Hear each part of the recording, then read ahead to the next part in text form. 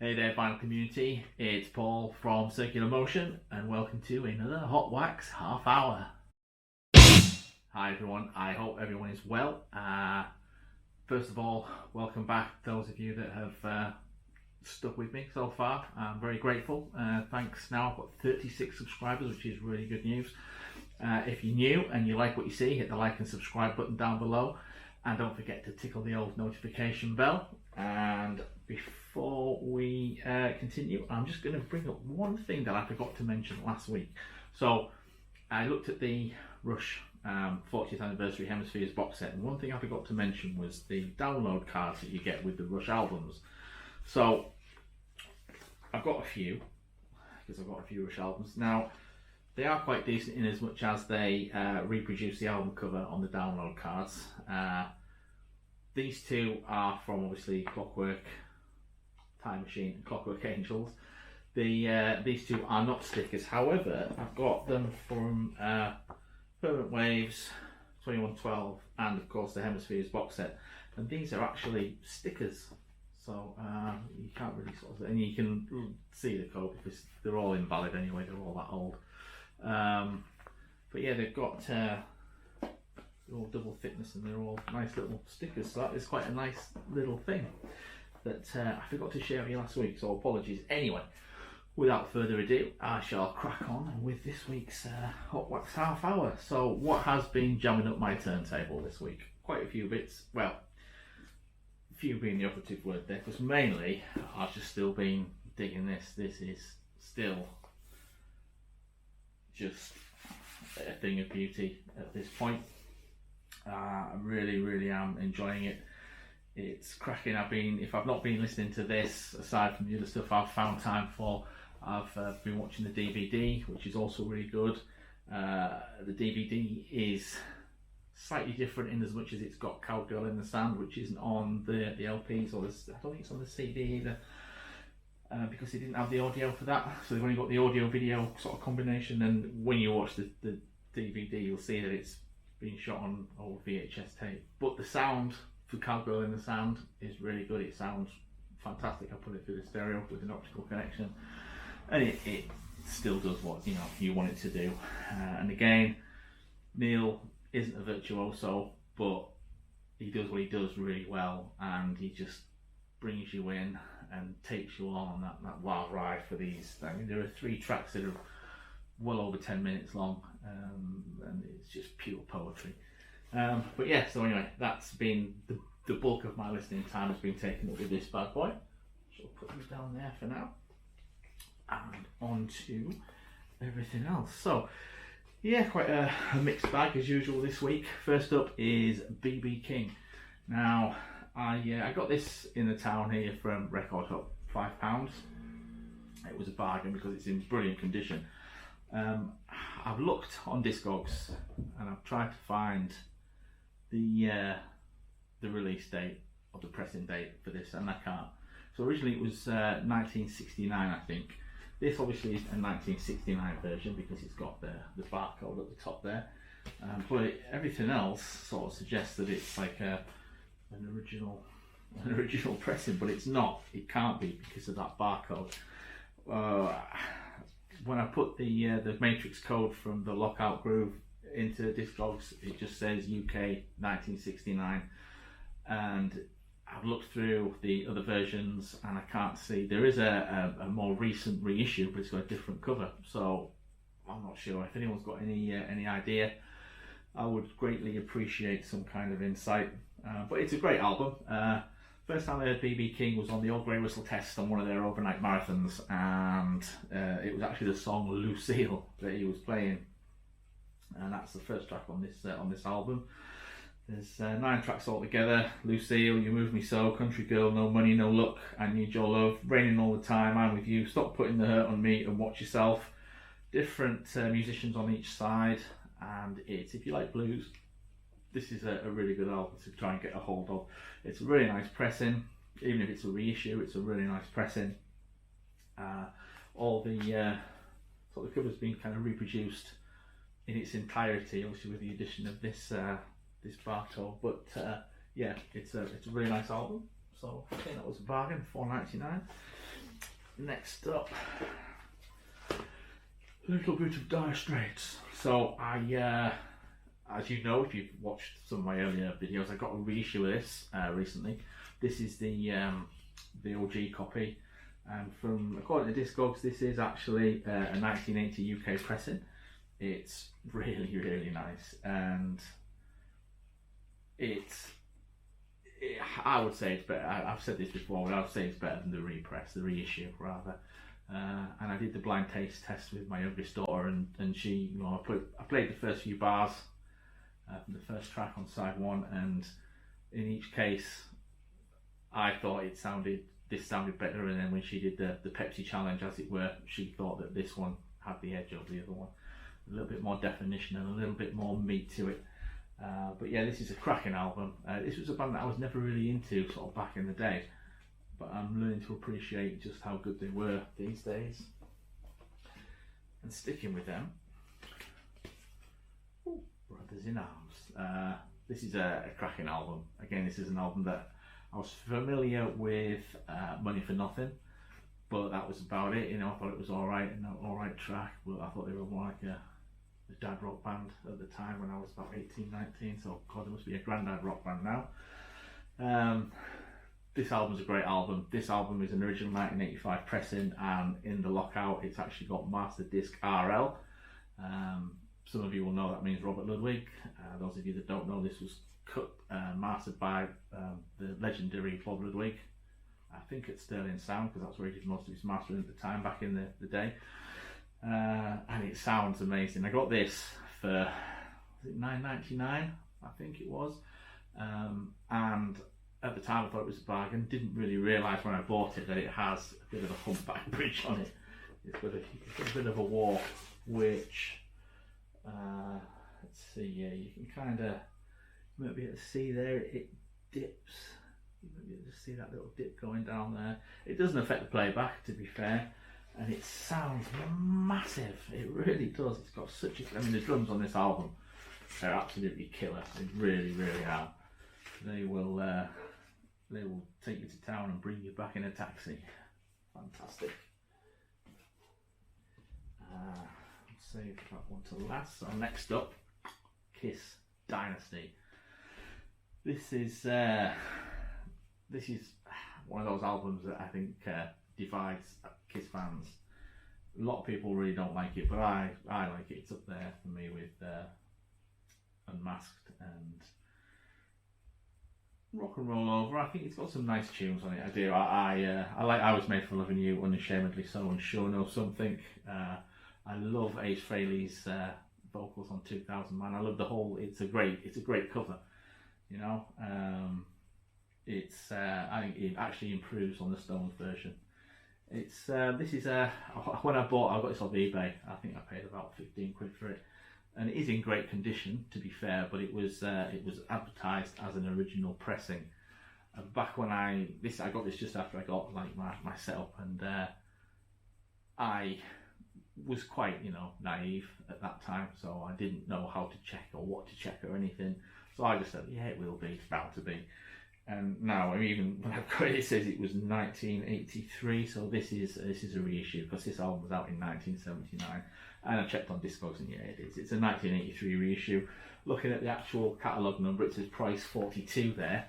I'm thinking it was one of those sort of like nice price style or fame reissues where they kind of made some money out of the albums and then they just kick them out a little bit later at a cheaper price to try and make a little bit more cash out of it. But it's a decent album. I love the cover, and I love the tracks, and I think this was, for them, really commercially, it was the beginning of the end. That was the coffin, the final nail in the coffin seems to have been the music from The Elder, which is a shame, because I think that's a brilliant album too. But then they came back with The Mighty Creatures of the Night, which really is another underrated album. I think it really didn't do the business it deserves, but I think it gets the recognition that it deserves now. But anyway, Kiss, Dynasty, however you want to pronounce it, check it out. It's a really good album in my opinion. And this kind of ties into vinyl finds, because I've got a few vinyl finds for you. 1 second, pick that up again. Do not slide, there we go. A little ABBA. So I got this for $4.99 from my favourite shop in the town here in Darlington, the Record Hut, and it is in fantastic condition. I'll be honest with you, it really is in good nick. For $4.99, it's an original pressing. I've checked that out. 1977, and this was released, I think, as a little bit of a tie-in. So this is ABBA the album, and this was a tie-in to ABBA the movie.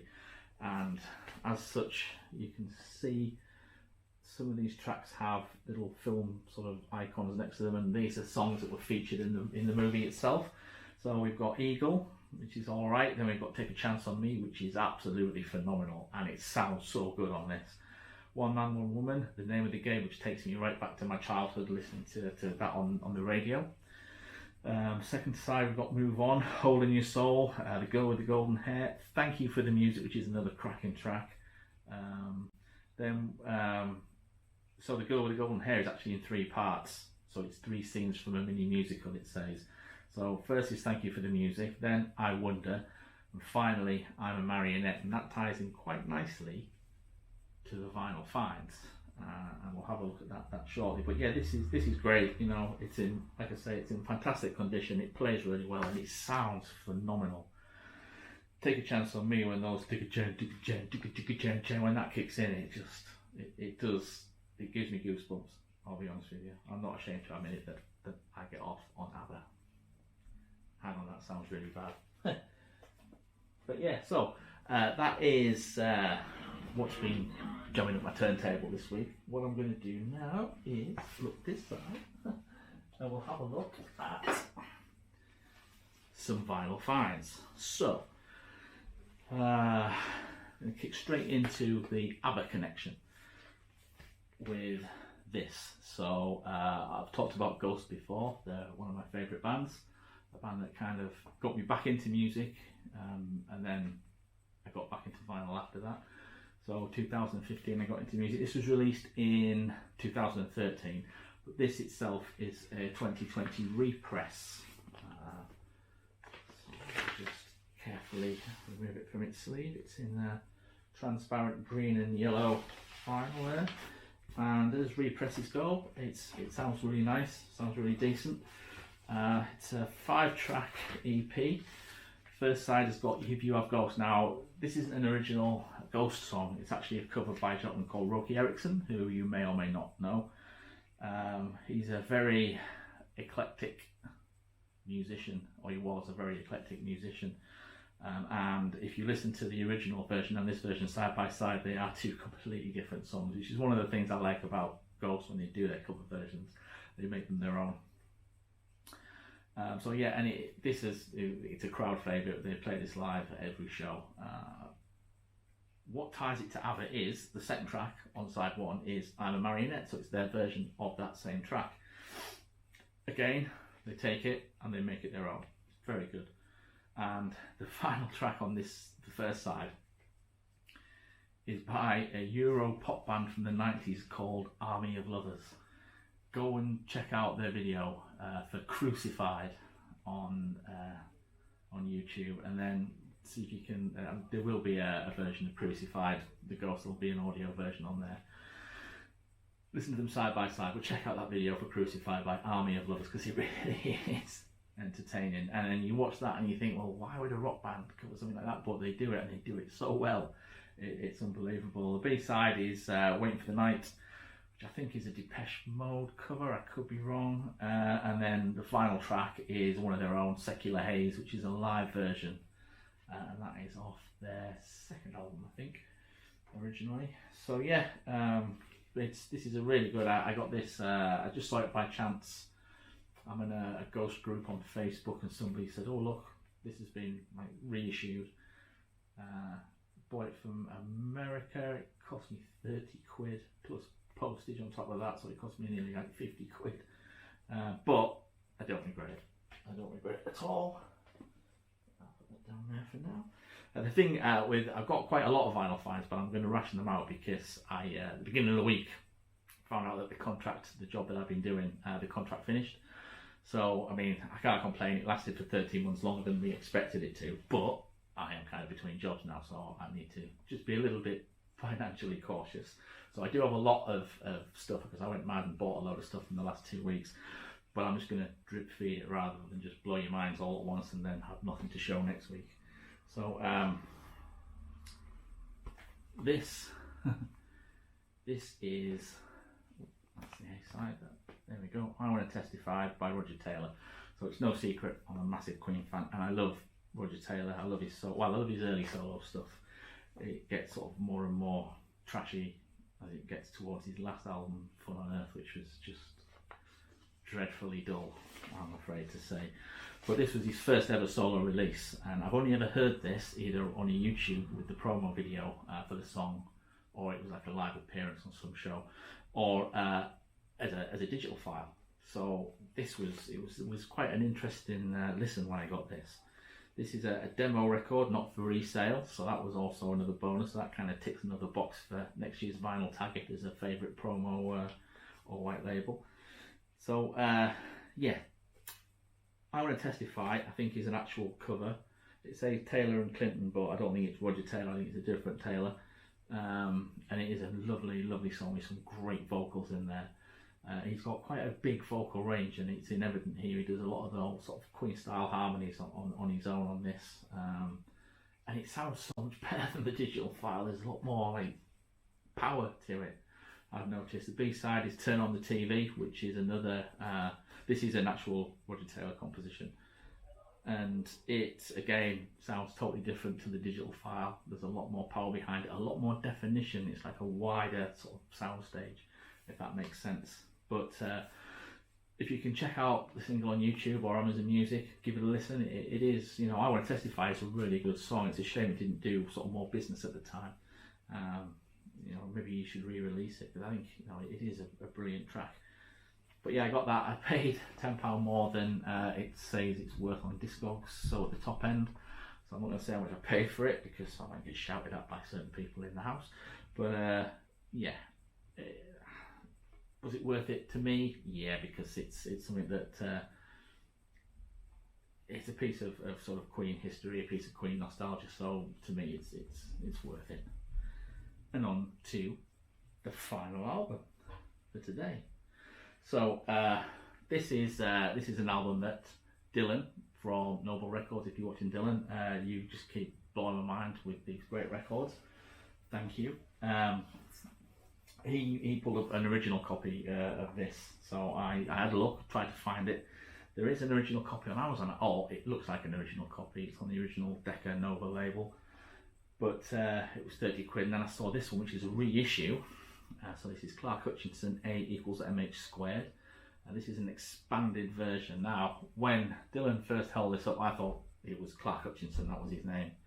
My name is Clark Hutchinson, but actually, there's two guys. Two dudes, Andy Clark and Mick Hutchinson, and this was recorded in 1970. No, 1970, yeah, originally, and this was reissued in 2008 and 2015. And I'm not really sure which this is, because if I put in expanded version Discogs, it brings up 2008 and 2015, and they both have the additional extras in there. But this is I paid the same price for this as I would have done if I bought that Decca Nova version. But this has a lot more in it. So that's the record. It's on the Sunbeam Records label, and it comes with a reproduction of the original insert that came out with the album. So one of those. So there's Clark Hutchinson. I don't know which one's which. There's a little bit of promotional blurb on the inside there. So that's really good. Then there's this LP size booklet which kind of goes a little bit through them. Just a few photographs, and it's Pete Scherster's written a little bit of an essay there, and then Phil McMullen. So there must have been two guys that were involved with the band at some point. I've not actually read it, I'll be honest. So Pete Scherster actually produced it. Phil McMullen, I don't know, doesn't say. But Andy Clark plays bass drum, maracas, bagpipe, chanter, or bagpipe canter, piano, organ, tenor, and alto sax, the gong, rhythm guitar, flute, and he does vocals. Mick Hutchinson does lead guitar, bass guitar, rhythm guitar, bongos, piano, timpani, and flute. So they're quite talented young men. This album itself is an instrumental, and included with this expanded version are 2 CDs. So one of them is the album itself on CD. It's got the track list in there, which is improvisation on a minor scale, on a modal scale, Acapulco Gold, impromptu in E minor, textures in 3/4, and improvisation on an Indian scale.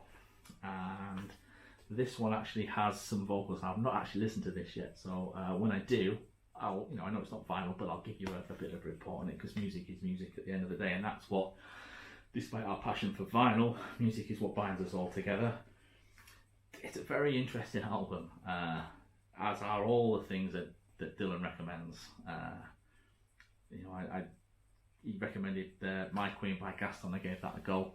It was brilliant. He recommended Stowaway DOA by Iggy Pop featuring Bowie, and I gave that a go, and that was really, really good too. And this is another one, and it didn't disappoint.